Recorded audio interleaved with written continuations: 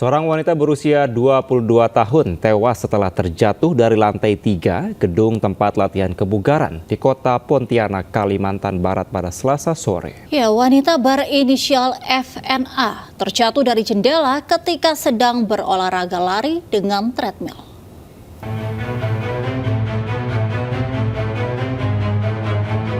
Hasil olah tempat kejadian perkara dan rekaman kamera CCTV memperlihatkan posisi alat treadmill dengan jendela sangat dekat, yakni sekitar 60 cm dengan lebar jendela sebesar 90 cm.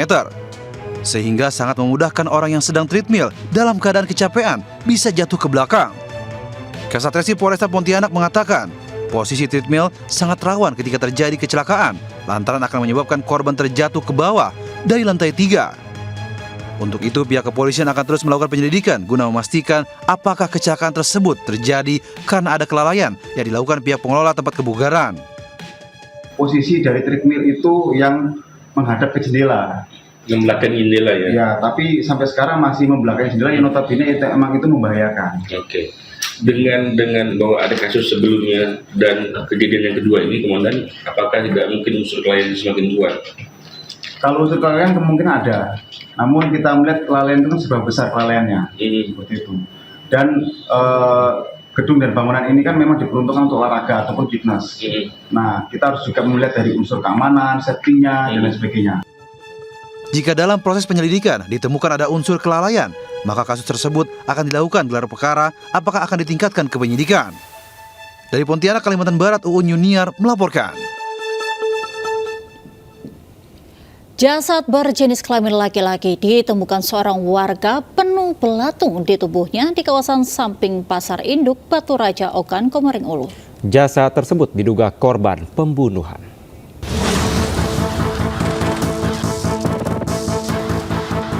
Penemuan jasad menghebohkan warga Batu Raja, Ogan, Komering Ulu, Sumatera Selatan. Jasad berjenis kelamin laki-laki ini ditemukan seorang warga di kawasan semak-semak samping Pasar Induk, Batu Raja. Saat ditemukan, kondisi jasad telah membusuk dan menimbulkan aroma tak sedap. Jasad pun dievakuasi oleh polisi ke kamar mayat RSUD Batu Raja. Dari hasil pemeriksaan ditemukan luka diduga serangan senjata tajam pada tubuh korban.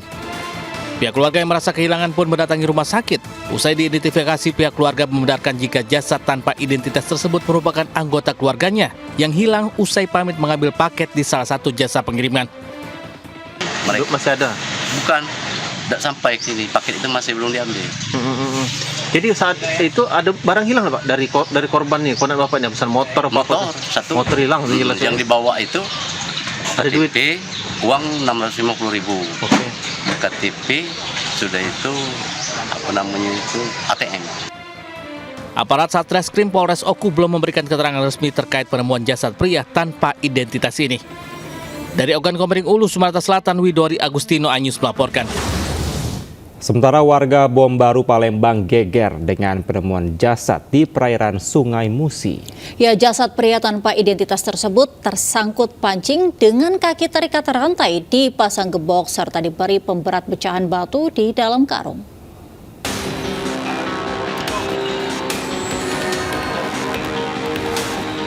Jenazah diduga korban pembunuhan ditemukan di kawasan jembatan Musi 4 oleh warga yang sedang memancing.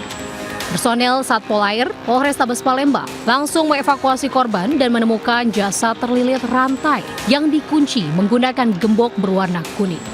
Selain itu, di ujung rantai diikatkan dengan pemberat berupa karung yang berisi dengan pecahan batu. Dari hasil pemeriksaan forensik Rumah Sakit Bayangkara Palembang, diperkirakan korban sudah 2 hari meninggal dunia dan mengalami pembusukan. Ciri-ciri korban, pria usia sekitar 30 hingga 40 tahun, mengenakan baju kaos bertuliskan polo dan celana pendek sebatas lutut. Di lengan korban ditemukan tato seperti tulisan serta tato kepala Indian pada betis kanan. Terdapat juga bekas luka jahitan di punggung dan bekas luka di bagian dada. Tanda lukanya kita jumpai luka memarnya itu di tangan ini, kemudian sama di kaki yang sebelah kiri, di lututnya khususnya. Jadi kalau untuk kematian mungkin memang ditenggelamkan? Kalau matinya apakah dia ditenggelamkan atau tidak, kita kan nggak tahu. Ya karena kita nggak tahu dalamnya, pasti ada tanda-tanda kekerasan pada tubuh. Jenazah kini masih berada di kamar jenazah ruang forensik Rumah Sakit Bayangkara Palembang. Polisi masih menyelidiki identitas serta penyebab pasti dari kematian korban. Dari Palembang, Sumatera Selatan, Firdaus Ayus melaporkan. Seorang pria nekat mengambil uang kotak infak di sebuah masjid di Denai, Medan. Modus pelaku dengan berpura-pura sholat terlebih dahulu sebelum beraksi.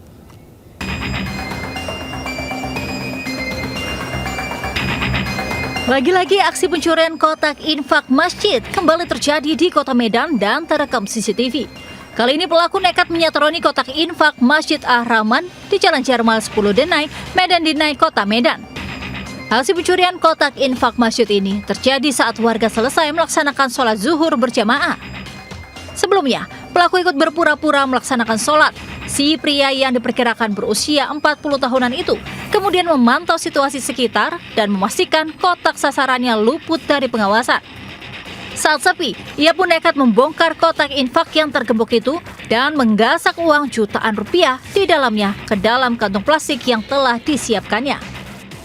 Setelah dilihat dari CCTV, itu jelas itu sholat bersama keluar mengelilingi masjid, menengok jemaah apa sudah habis keluar semua atau belum. Warga berharap pihak kepolisian bertindak tegas untuk menanganinya agar pelaku bisa segera ditangkap. Dari Medan, Sumatera Utara, Said Ilham Ayus melaporkan. Pemirsa, setelah 1 minggu menjadi target operasi dan pengejaran polisi, 1 dari 2 orang komplotan pelaku pencurian spesialis jengkol di Kota Padang berhasil diringkus tim kelewang Satreskrim Polresta Padang. Pelaku telah beraksi di Kota Padang, Batu Sangkar, dan Payakumbuh dengan jengkol yang dicuri mencapai 1 ton.